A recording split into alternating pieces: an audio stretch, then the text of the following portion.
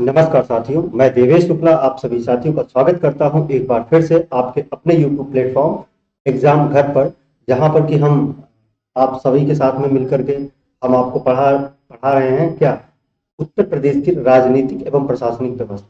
हमारा ये वाला टॉपिक चल रहा है इस समय पे। और इस टॉपिक के अंतर्गत हमने आपको पढ़ाया था राज्यपाल। क्या पढ़ाया था आपको? पिछली क्लास में मैंने राज्यपाल पढ़ाया था। अब हमने आपको बताया था कि इसमें हमको पढ़ना क्या है, राज्यपाल, मुख्यमंत्री, हाई कोर्ट, आपके अधीनस्थ न्यायालय, आपका विधानमंडल, विधानमंडल के अंतर्गत क्या आता है आपका विधानसभा और विधान परिषद। तो ये सारी चीजें हमको पढ़नी है।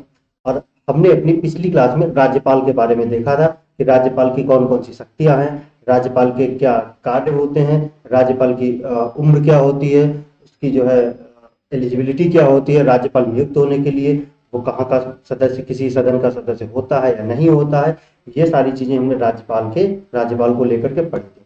तो राज्यपाल को लेकर के हमने पढ़ा था, बताया था आपको कि राज्यपाल जो है 153 से लेकर के आपका 159 तक क्या आता है, राज्यपाल आता है। आर्टिकल नंबर 153 से लेकर के 159 तक आपका कौन है, आपका राज्यपाल है। और अगर पूछे कि राज्यपाल किस भाग के अंतर्गत है, तो हमने आपको बताया था कि भाग 6, कौन, हमारे भारतीय संविधान के भाग 6 के अंतर्गत क्या है, राज्य के बारे में उल्लेख है। अब राज्य के बारे में जब उल्लेख है तो राज्य का ही राज्यपाल होता है। तो राज्यपाल कहाँ आता है, राज्यपाल आपका भाग 6 में आता है। तो कुछ रिवीजन करेंगे राज्यपाल को लेकर के, और उसके बाद में हम अपनी आज की क्लास को आगे बढ़ाएंगे। और आज हम जानेंगे जो राज्य के मुख्यमंत्री होते हैं और जो विधि अधिकारी होता है, जो राज्य का विधि अधिकारी होता है उसे क्या कहते हैं, महाधिवक्ता। क्या कहते हैं, महाधिवक्ता। जिस तरह से जो केंद्र का विधि अधिकारी होता है उसका नाम होता है महान्यायवादी। क्या उसे बोलते हैं, महान्यायवादी। उसी तरह से हम जो राज्य का जो विधि अधिकारी होता है उसे हम बोलते हैं महाधिवक्ता। क्या बोलते हैं, महाधिवक्ता। वो क्या करता है कि विधि संबंधी जो भी सलाह है या नियम कानून है वो किसको बताता है, वो राज्यपाल को सलाह देता है। विधि अधिकारी जो होता है हमारा, जो महाधिवक्ता होता है, वो इससे बहुत क्वेश्चन पूछा जाता है कि वह जो है क्या किसी भी सदन का सदस्य न होते हुए भी दोनों ही सदनों में क्या है, कार्यवाही में भाग ले सकता है, कार्यवाही या सुनवाई में भाग ले सकता है। लेकिन वो क्या नहीं कर सकता है, वह वोट नहीं कर सकता, वह वोट नहीं कर सकता है किसी भी विधेयक के ऊपर, हाँ या ना में, क्योंकि वह किसी भी सदन का सदस्य नहीं होता है। ये सारी चीजें हम जानेंगे आज की अपनी क्लास में आगे आगे। और क्लास शुरू करने से पहले आप सभी से निवेदन है कि सभी जो भी हमारे साथी इस चैनल को देख रहे हैं या वीडियो को देख रहे हैं, वो एटलीस्ट एक लाइक जरूर दें, इससे हमें मोटिवेशन मिलता है। और चैनल को सब्सक्राइब जरूर करें। मैंने देखा है कि कुछ जो हमारे व्यूअर्स हैं वो देखे हैं लेकिन सब्सक्राइब नहीं चैनल को किया है। तो उन लोगों से यही कहना है कि चैनल को सब्सक्राइब करें और बेल आइकन को दबाना ना भूलें, ताकि आपको जो क्लासेज हैं उनका जो है नोटिफिकेशन आप तक पहुंचता रहे और आप इन क्लासेस का लाभ उठाएं। तो क्या आपको इन क्लासेस को, इस चैनल को शेयर करना है, क्योंकि ये सब आपकी ही फैमिली है, आपका ही परिवार है जो भी है। तो क्या है, आपको शेयर करना है और इस परिवार को बढ़ाना है। और हम सब साथ मिलकर के इसी तरह से अपने आने वाले एग्जाम, जो हमारा यूपी का जो री एग्जाम लगा हुआ है, आरओ एआरओ का री एग्जाम लगा हुआ है, और जो भी आपका बीपीओ है, वीडीओ है, लेखपाल है, इन सभी एग्जाम्स के लिए हम अपना जो यूपी विशेष है उसकी क्लासेस को आगे बढ़ाएंगे। तो बढ़ेंगे आगे।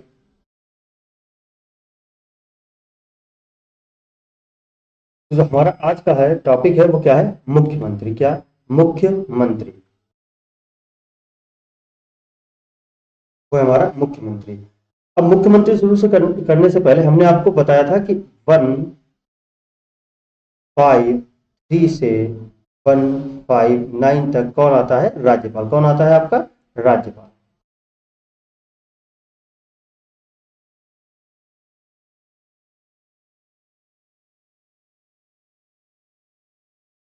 आर्टिकल 15 से लेकर के 153 से लेकर के आपका 159 तक कौन आता है, राज्यपाल। हमने आपको 153 से लेकर के 159 तक हमने आपको सारी आर्टिकल्स बता दी। अब हम आगे देखेंगे राज्यपाल के बारे में, एक दो बातें और हैं जो आपके अगले आर्टिकल में लिखी हुई हैं। तो अगला है हमारा आर्टिकल, हम देखेंगे 160। क्या, आर्टिकल 160। अब आर्टिकल 160 में क्या कहा गया है, आपका आर्टिकल 160 में कहा गया है कि ऐसा कोई नियम या कानून या ऐसी कोई आकस्मिक स्थिति, क्या ऐसी कोई आकस्मिक स्थिति जिसके बारे में क्या है संविधान में चर्चा नहीं, क्या जिसके बारे में संविधान में चर्चा नहीं है, उसको करने के लिए जो राष्ट्रपति साहब है हमारे, वो क्या है वो राज्यपाल को आदेश दे सकते हैं। क्या है वो राज्यपाल को आदेश दे सकते हैं। ऐसे नियम कानून या ऐसी कोई आकस्मिक स्थिति, जैसे आपने देखा होगा कोरोना, कोरोना आया तो कोरोना के हमारे संविधान में लिखा है या फिर कोरोना की गाइडलाइंस हमारे संविधान में है कि राज्यपाल को कोरोना से संबंधित जो आपकी गाइडलाइंस है उनके प्रति ये आदेश दिया गया नहीं। तो इस तरह की जो भी आकस्मिक स्थितियां होती हैं उस उनके बारे में क्या है राज्यपाल को करने के लिए क्या है कोई भी नियम या कानून या मतलब जो भी आपका उसके प्रति फायदेमंद हो, क्या है राष्ट्रपति जो है राज्यपाल को कह सकते हैं। तो इसमें क्या है आकस्मिक स्थितियां दी गई हैं। क्या आकस्मिक स्थितियां,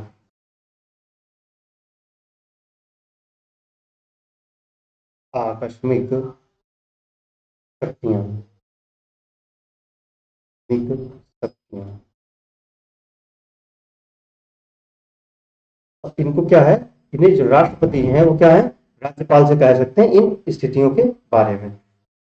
तो आर्टिकल 161, क्या आर्टिकल 161 इसमें क्या है, इसमें हमने आपको बताया था राज्यपाल का क्या है राज्यपाल की क्षमादान शक्तियां, क्या है राज्यपाल की क्षमादान शक्तियां, कौन सी शक्तियां हैं आपकी राज्यपाल की क्षमादान शक्तियां। अब क्षमादान शक्तियों के बारे में हमने आपको बताया था कि राज्यपाल किसी भी जो दोष सिद्ध अपराधी होता है, ठीक वैसे ही जिस तरह से राष्ट्रपति किसी दोष सिद्ध अधिकारी को क्या करते हो अपराधी को क्या करते हैं उसकी सजा को कम कर सकते हैं या उसकी सजा को स्थगित कर सकते हैं या उसकी सजा को आगे बढ़ा सकते हैं या उसकी सजा की जो इंटेंसिटी है उसको कम कर सकते हैं। कम करने का मतलब यह है जैसे किसी भी जो दोषी है उसे मान लो सजा दी गई है 20 साल, अब उसने क्या किया उसने राज्यपाल से जो है माफीनामे के लिए अपील की, तो राज्यपाल ने क्या किया कि उसे 20 साल की सजा दी गई। राज्यपाल ने कह दिया कि ठीक है 20 साल की सजा न लेकर के इसको जो है 10 साल की सजा, तो ये क्या है राज्यपाल की क्षमा दान सकते हैं। लेकिन राज्यपाल है मृत्युदंड को माफ नहीं कर सकता। क्या राज्यपाल मृत्युदंड को माफ नहीं कर सकता। ये शक्ति सिर्फ और सिर्फ किसके पास है आपका राष्ट्रपति के पास है। किसके पास है राष्ट्रपति के पास है कि राष्ट्रपति जो है हमारा क्या कर सकता है वो उसके पास क्षमादान शक्ति इतनी है कि वह किसी भी अपराधी जिसे कि मृत्युदंड की सजा हुई है वो उसकी मृत्युदंड को भी रोक सकता है। तो राज्यपाल की क्षमादान शक्तियां किस आर्टिकल में है 161 में। किसमें 161 में एग्जामिनर आपसे डायरेक्ट क्वेश्चन पूछता है कि राज्यपाल की क्षमादान शक्तियों का विवरण किस आर्टिकल के अंतर्गत आता है या राज्यपाल की क्षमादान शक्तियां किस आर्टिकल के अंतर्गत आती हैं। तो कौन सा आर्टिकल हो जाए आपका 160 पर। क्या 160 पर। अगला है आपका 162। क्या 162 इसमें क्या है जो कार्यपालिका होती है हमारी, क्या जो हमारी कार्यपालिका होती है उसकी शक्ति का विस्तार। क्या कार्यपालिका शक्ति का विस्तार,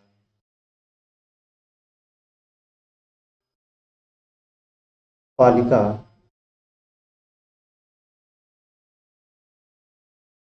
शक्ति का विस्तार,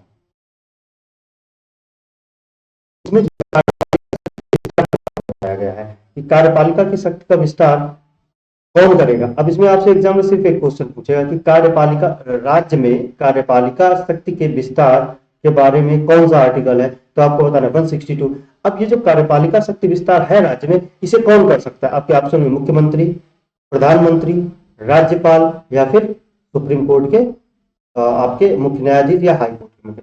तो इसके जो जो राज्य की कार्यपालिका शक्ति का विस्तार है कौन कर सकता है राज्यपाल। कौन कर सकता है राज्यपाल। ये शक्ति किसके पास है, ये शक्ति भी आपकी राज्यपाल के पास है। किसके पास है आपकी राज्यपाल के पास है।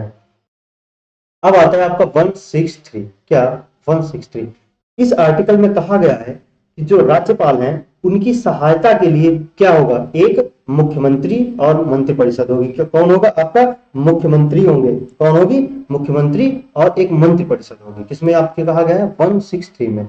एक तो 163 में यह कहा गया है कि राज्यपाल को सहायता एवं सलाह देने के लिए क्या होगी एक मंत्रिपरिषद होगी और उस मंत्रिपरिषद का अध्यक्ष कौन होता है आपको पता होना चाहिए कौन होता है मुख्यमंत्री होता है। तो इसमें क्या है इसमें है आपका राज्यपाल को सलाह देने के लिए मंत्रिपरिषद। मंत्री परिषद, मंत्रिपरिषद के बारे में चर्चा है किसमें, 163 में, इसके बारे में है मंत्रिपरिषद की चर्चा। आपने आपको बताया था कि मंत्रियों की नियुक्ति कौन करता है, आपके राज्यपाल करते हैं। किसकी सलाह पर करते हैं, आपके सीएम की सलाह पर, यानी कि मुख्यमंत्री की सलाह पर करते हैं। ठीक उसी प्रकार संघ में यानी कि देश में क्या है, मंत्रिपरिषद जो है क्या, मंत्रिपरिषद की में मंत्रियों की नियुक्ति कौन करता है, राष्ट्रपति करते हैं। किसकी सलाह पे करते हैं, प्रधानमंत्री की सलाह। ये जब आप संघ पढ़ेंगे तब आपको सारी पता चलेगा। और दोनों ही चीजें लगभग लगभग सेम ही है, कोई भी अंतर नहीं, सिर्फ आर्टिकल्स चेंज है। वैसे ही जिस तरह से राज्य में राज्यपाल है, ठीक उसी तरह से क्या है, केंद्र में कौन होता है, हमारा राष्ट्रपति होता है। जो प्रधानमंत्री होता है सेम वैसे ही राज्य में कौन होता है, आपका मुख्यमंत्री होता है। तो अगला है हमारा 164, कौन, 164 आर्टिकल, आर्टिकल 164। 164 में क्या है कि आपका मुख्यमंत्री के बारे में चर्चा है कि मुख्यमंत्री की नियुक्ति कौन करेगा, मुख्यमंत्री की नियुक्ति करेगा आपका राज्यपाल। मुख्यमंत्री के बारे में, राज्य में राज्यपाल को सलाह देने के लिए कौन होगा, एक मुख्यमंत्री होगा। और मुख्यमंत्री की सलाह पर, मुख्यमंत्री की सलाह पर जो राज्यपाल हैं,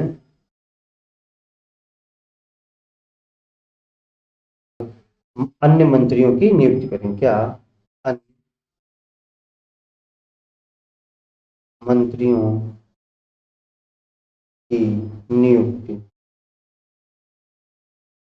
नियुक्ति करें कौन, राज्यपाल। राज्यपाल जो है आपके क्या करेंगे, अन्य मंत्रियों की नियुक्ति करेंगे। किसकी सलाह पर, मुख्यमंत्री की सलाह पर। किसकी सलाह पर, मुख्यमंत्री की सलाह पर। अब जो मंत्री है वो कोई भी बन सकता है, कौन, कोई भी बन सकता है, चाहे वो किसी सदन का सदस्य हो या ना हो, चाहे आपका विधानसभा का सदस्य है या नहीं है, विधान परिषद का सदस्य है या नहीं है, वो मुख्यमंत्री, वो सॉरी मुख्यमंत्री की भी, और जो मंत्री है मंत्री पद की शपथ ले सकता है, लेकिन सिर्फ और सिर्फ 6 महीने तक वो वैलिड होगा। कितने महीने तक, 6 महीने के।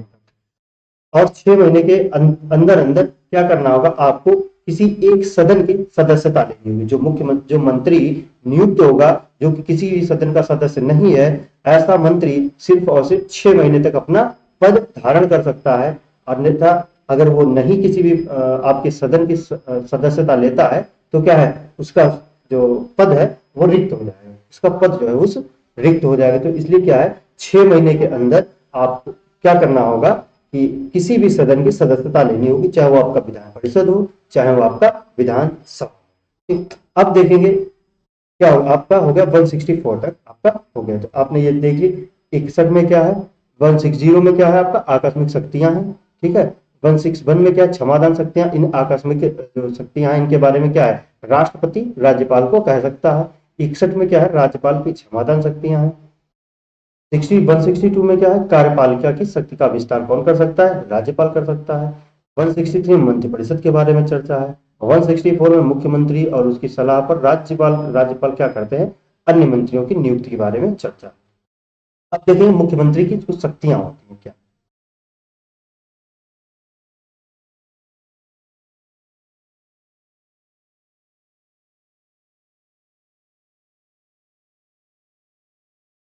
हमने आपको बताया था जो राज्यपाल होता है, राज्यपाल जो होता है वो क्या होता है,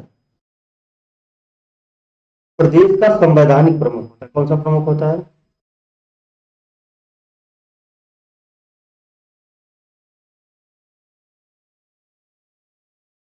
संवैधानिक प्रमुख या औपचारिक प्रमुख इसे कहते हैं।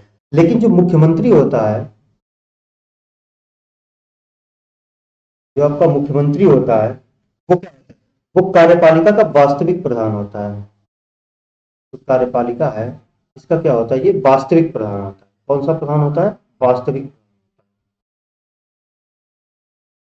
वास्तविक प्रधान होता है। ये इसका क्या है, वास्तविक प्रधान होता है। ठीक वैसे ही जैसे राष्ट्रपति क्या होता है, आपका कार्यपालिका संवैधानिक प्रमुख होता है। लेकिन जो हमारे प्रधानमंत्री जी होते हैं वो क्या होते हैं, वो कार्यपालिका के वास्तविक प्रधान होते हैं। क्या होते हैं, आपके कार्यपालिका के वास्तविक प्रधान होते हैं। मुख्यमंत्री का और काम क्या होता है, ये मंत्रियों की नियुक्ति के लिए सिफारिश करते हैं, क्या सिफारिश करते हैं, सिफारिश करते हैं मंत्रियों की नियुक्ति के लिए। ठीक है, तो मुख्यमंत्री का ये काम हो गया। आपका कार्यपालिका का वास्तविक प्रधान कौन होता है, मुख्यमंत्री होता है। ये मुख्यमंत्री जो है अन्य मंत्रियों के लिए क्या है, सिफारिश करते हैं। अब क्या ये जो मंत्री जो होते हैं, जो मंत्री होते हैं, इनका कोई निश्चित कार्यकाल नहीं होता है। ये जो है राज्यपाल के प्रसाद पर्यंत कार्य करते हैं। क्या, अगर आपसे पूछे राज्यपाल के प्रसाद पर्यंत अपने पद को धारण करते हैं।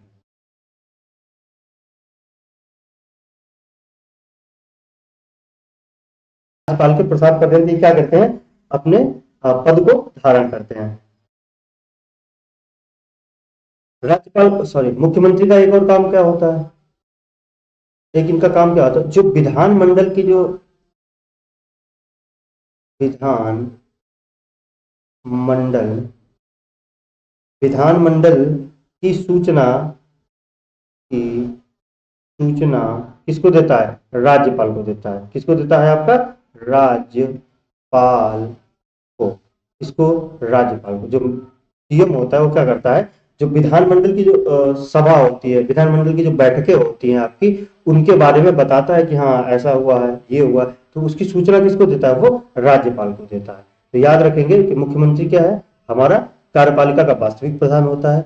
वो मंत्रियों की नियुक्ति की जो सिफारिश है वो किससे करता है, आपका राज्यपाल से करता है। विधानमंडल की सूचना, आपसे प्रश्न पूछेगा कि विधानमंडल की सूचना या विधानमंडल की कार्यवाही की सूचनाएं या जो भी है वो राज्यपाल को कौन देता है, तो वो सूचना कौन देता है, आपका मुख्यमंत्री देता है। कौन देता है, मुख्यमंत्री देता है।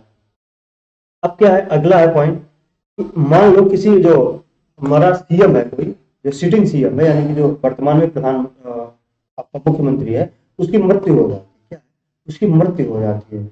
अब उसकी जो मृत्यु हो जाती है तो क्या होता है, मंत्रिपरिषद भंग हो जाता है। क्या है, विधानसभा नहीं भंग होती है, आपकी मंत्रि परिषद भंग हो जाता है। यानी कि उसने जिन भी मंत्रियों की सिफारिश करके उन्हें मंत्री बनवाया था राज्यपाल के द्वारा, वो मंत्रिपरिषद क्या है, भंग हो जाती है। अब क्या होता है, अब जब कोई उसकी जगह पे कोई दूसरा सीएम बनता, मान लीजिए कोई दूसरा सीएम नियुक्त किया जाता है, तब वह मंत्री जो मुख्यमंत्री होता है वह क्या है, दोबारा से एक नई मंत्रिपरिषद का गठन करता है। जैसे मान लीजिए हमारे वर्तमान जो प्रधानमंत्री वो सॉरी मुख्यमंत्री जी हैं योगी आदित्यनाथ, मान लीजिए उन्होंने अपनी मंत्रिपरिषद का गठन किया, उन्होंने अपने मंत्रिपरिषद का गठन किया, किसी को उन्होंने स्वास्थ्य विभाग दिया, आपका परिवहन विभाग दिया, इस तरह के विभाग बांटे, उन्होंने मंत्रिपरिषद का गठन किया। अब कल उनकी मृत्यु हो जाए, भगवान ने करे, मतलब ऐसा हम आपको समझाने के लिए बता रहे हैं।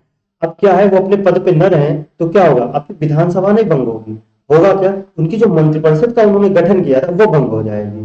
अब क्या है, अब अगला जो भी नया सीएम चुना जाएगा, नया जो सीएम नियुक्त होगा, वो क्या करेगा, अपने हिसाब से अपनी मंत्रिपरिषद का गठन। ये ठीक वैसे ही है जैसे आपके घर में कोई काम चल रहा है, मान लीजिए उसकी जिम्मेवारी पूरी आपके पापा के पास थी, तो वो अपने हिसाब से लोगों को लगाए थे, तुम ये काम करोगे, तुम वो काम करोगे, तुम वो काम करोगे, तुम वो काम करोगे।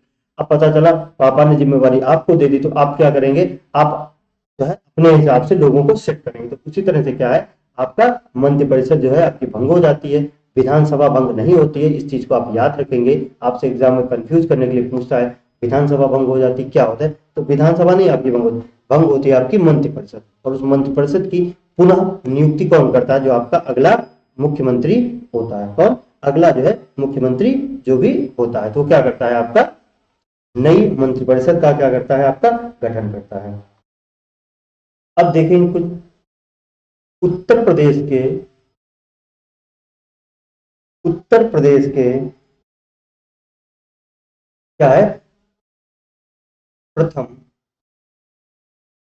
मुख्यमंत्री। उत्तर प्रदेश के प्रथम मुख्यमंत्री कौन थे, पंडित गोविंद वल्लभ पंत। कौन थे, पंडित गोविंद वल्लभ पंत। उत्तर प्रदेश के प्रथम मुख्यमंत्री कौन थे आपके, पंडित गोविंद वल्लभ पंत। अब यूपी की प्रथम महिला मुख्यमंत्री, क्या प्रथम महिला सीएम कौन थी? तो प्रथम जो महिला सीएम थी वो कौन थी? सुचेता कृपलानी। कौन? सुचेता कृपलानी। कौन थी? सुचेता कृपलानी। ये कौन थी? ये जो थी उत्तर प्रदेश की प्रथम महिला मुख्यमंत्री थी। अब अगर आपसे पूछा जाए उत्तर प्रदेश में सर्वाधिक बार किस महिला मुख्यमंत्री जो है रही है, तो कौन हमारी, कौन हो जाएंगे आपकी? मायावती। मायावती ये महिला के तौर पे सर्वाधिक बार क्या है, उत्तर प्रदेश की मुख्यमंत्री रही हैं। इन्होंने कितनी बार अपना पद धारण किया? 4 बार। कितनी बार धारण किया? ये 4 बार इन्होंने जो है मुख्यमंत्री का पद धारण किया है उत्तर प्रदेश में। ठीक है, तो मुख्यमंत्री के बारे में आपको इतना याद रखना है कि प्रथम मुख्यमंत्री आपके गोविंद वल्लभ पंत, महिला मुख्यमंत्री आपकी कौन हो? सुचेता कृपलानी हो। कौन? सुचेता कृपलानी आपकी मुख्यमंत्री हो। तो मुख्यमंत्री के बारे में यहां तक आपका हो गया। अब हम आगे देखेंगे किसको? आगे हम देखेंगे अपने महाधिवक्ता को। किसको? महाधिवक्ता को। इसको देखेंगे महाधिवक्ता। जो महाधिवक्ता है इसके बारे में चर्चा किसमें है? तो आर्टिकल 165। किसमें? आर्टिकल 165। अब आर्टिकल 165 में किसके बारे में चर्चा है? महाधिवक्ता। किसके बारे में है? महाधिवक्ता। महाधिवक्ता के बारे में इसमें आर्टिकल 165 में आपकी चर्चा है। किसमें? महाधिवक्ता। इसमें क्या कहा गया है कि राज्य सरकार को कानूनी सहायता देने के लिए, कानूनी सहायता देने के लिए क्या होगा? एक महाधिवक्ता होगा। क्या होगा? एक महाधिवक्ता होगा। किस लिए होगा? राज्य सरकार को विधि संबंधी सलाह देने के लिए कौन होगा? आपका एक महाधिवक्ता होगा। इसे और क्या कहते हैं? इसे राज्य का, राज्य का प्रथम, प्रथम विधि अधिकारी भी कहते हैं। प्रथम विधि अधिकारी क्या कहते हैं? प्रथम विधि अधिकारी कहते हैं। महाधिवक्ता को क्या कहते हैं? राज्य का प्रथम विधि अधिकारी। यानी कि अगर आपसे पूछे कि आपका जो महाधिवक्ता किस आर्टिकल के अंतर्गत आता है, तो महाधिवक्ता आपका आर्टिकल 165 के अंतर्गत आता है। राज्यपाल का सॉरी राज्य का प्रथम विधि अधिकारी किसे कहा जाता है? तो राज्य का जो प्रथम विधि अधिकारी होता है वो होता है आपका महाधिवक्ता। कौन होता है? महाधिवक्ता। ये राज्य का प्रथम विधि अधिकारी के लिए, या इसको क्या कहते हैं? सर्वोच्च विधिक अधिकारी भी कहते हैं। इसकी नियुक्ति कौन करता है? जो महाधिवक्ता है इसकी नियुक्ति कौन करता है? राज्यपाल। नियुक्ति, नियुक्ति किसके द्वारा की जाती है? राज्यपाल। राज्यपाल के द्वारा। इसका कार्यकाल, उनका कोई भी कार्यकाल नहीं होता है, और ये क्या है? राज्यपाल के प्रसाद पर्यंत कार्य करते हैं। क्या? राज्यपाल के प्रसाद पर्यंत कार्य करते हैं।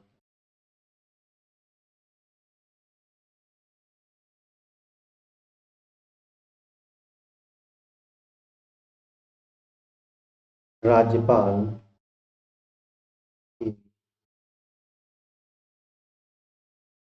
प्रसाद पर्यंत क्या है? इनका जो कार्यकाल है वो क्या है? आपका राज्यपाल के प्रसाद पर्यंत है। अब जिस तरह से आपका महाधिवक्ता है 165 में, इसी तरह से संघ में क्या है? आपका महान्यायवादी का उल्लेख है। किसमें? आर्टिकल नंबर 76 में। किसका उल्लेख है? आपका महान्यायवादी का। यानी कि महान्यायवादी, आप याद रखेंगे महान्यायवादी का उल्लेख किसमें है? आपका आर्टिकल नंबर 76 में है। अब जो इसकी नियुक्ति कौन करेगा? इसकी नियुक्ति आपका करेगा राष्ट्रपति। कौन करेगा? राष्ट्रपति। राष्ट्रपति क्या है? इनकी नियुक्ति करेगा। और इनका भी कार्यकाल क्या होगा? राष्ट्रपति के प्रसाद पर।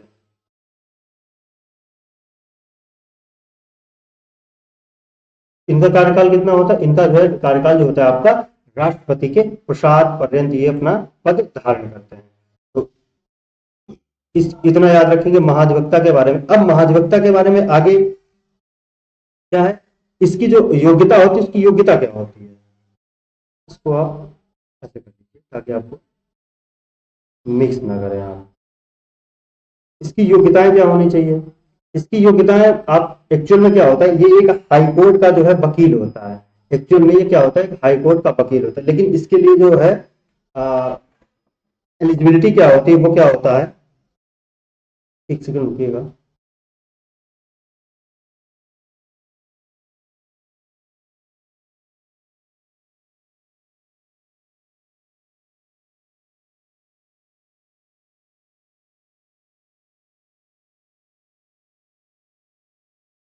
हम्म, ये अपने पद धारण करने के लिए इसके पास क्या होना चाहिए, क्या होना चाहिए, वह भारत का नागरिक, क्या होना चाहिए,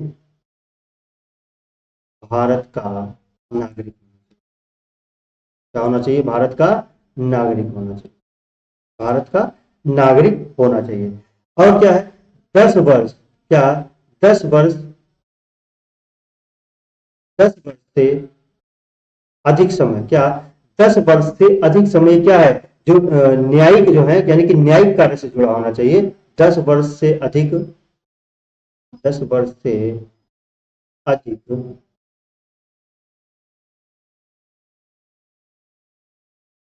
न्यायिक कार्य से जुड़ा हो, क्या हो, 10 वर्ष से अधिक न्यायिक कार्य से जुड़ा हो, या या या कम से कम 10 वर्ष से उच्च न्यायालय में अधिवक्ता रहा, या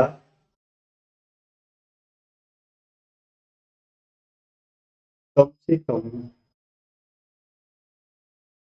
10 वर्ष से हाई कोर्ट में क्या रहा हो, अधिवक्ता रहा, क्या रहा हो, अधिवक्ता रहा, अधिवक्ता रहा।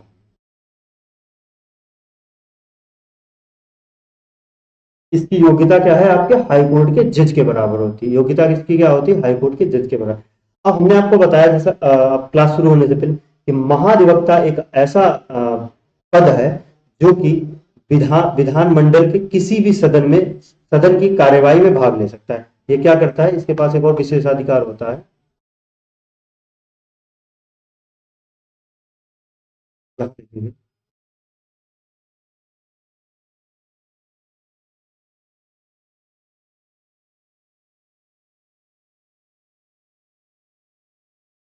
विधान मंडल की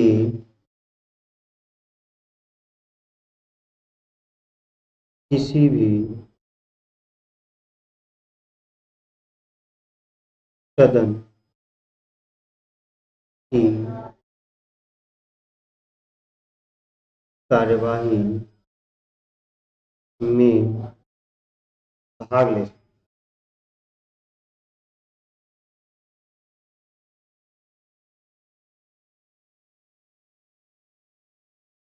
इसी तरह जो महान्यायवादी होता है वो भी क्या है, संसद के किसी भी सदन की कार्यवाही में भाग ले सकता है, लेकिन वो क्या कर नहीं कर सकता, वह वोट नहीं कर सकता, यानी कि वह मतदान, अपना मत किसी भी विधेयक के पक्ष में या विपक्ष में नहीं दे सकता। ठीक उसी प्रकार से जो हमारा महाधिवक्ता होता है, वह विधानमंडल के किसी भी सदन में, उच्च सदन या निम्न सदन, यानी कि विधानसभा या विधान परिषद में की कार्यवाही में तो भाग ले सकता है, लेकिन उसमें किसी भी विधेयक पर क्या करता है, मतदान नहीं कर सकता। किंतु मतदान नहीं कर सकता, मतदान नहीं कर, नहीं कर सकता है। तो आपने देखा कि यहाँ पे इनके महाधिवक्ता के पास क्या क्या शक्तियां हैं, ये क्या है, किसी भी विधि से संबंधित अपनी जो है सलाह परामर्श किसको देता है, अपना राज्यपाल को देता है। वो किसी भी सदन में क्या करता है, सदन की कार्यवाही में भाग ले सकता है, लेकिन उसमें मतदान नहीं कर सकता। तो महाधिवक्ता के बारे में आपको इतना याद रखना है। और यहाँ पे हमने आज आपने देखा कि मुख्यमंत्री के बारे में देखा और महाधिवक्ता के बारे में देखा। तो आज की क्लास को यहीं पे समाप्त करेंगे, क्योंकि नहीं तो फिर क्लास लंबी हो जाती है और जो हमारे साथी हैं वो क्लास को पूरा नहीं देखते हैं और बोर होने लगते हैं। तो इसलिए अब आपको पढ़ना है तो पढ़ने में आपको कोई जोक तो सुना नहीं रहा, हम कपिल शर्मा शो वाले कि आप बैठे हैं कि देखिए सर अगला शॉट क्या मारेंगे। तो पढ़ाई में हमें पता है बोरियत होती है, हम भी उसी दौर से गुजरे हैं जिस दौर में आप हैं, बोरियत होती है। इसलिए थोड़ा थोड़ा पढ़े और ध्यान से पढ़े। तो अगली क्लास में हम देख, भले ही आपको दो से कोई टॉपिक का 2 से 3 क्लासेस हो जाए, लेकिन आप जितना पढ़ें उतना क्या है, बहुत अच्छी तरीके से पढ़ें, ध्यान से पढ़ें, मन से पढ़ें, ताकि वो चीजें आपके एग्जाम में काम आए। आज की क्लास को यहीं पे समाप्त करेंगे और अगली क्लास में हम देखेंगे क्या, विधानमंडल, और अगली क्लास में पूरा विधानमंडल हम समाप्त करेंगे और विधानमंडल के अंतर्गत अपना विधानसभा और विधान परिषद को देखेंगे। धन्यवाद, राधे राधे। सभी से निवेदन है कि चैनल को सब्सक्राइब करें और क्या, वीडियो को शेयर करें, वीडियो को लास्ट तक।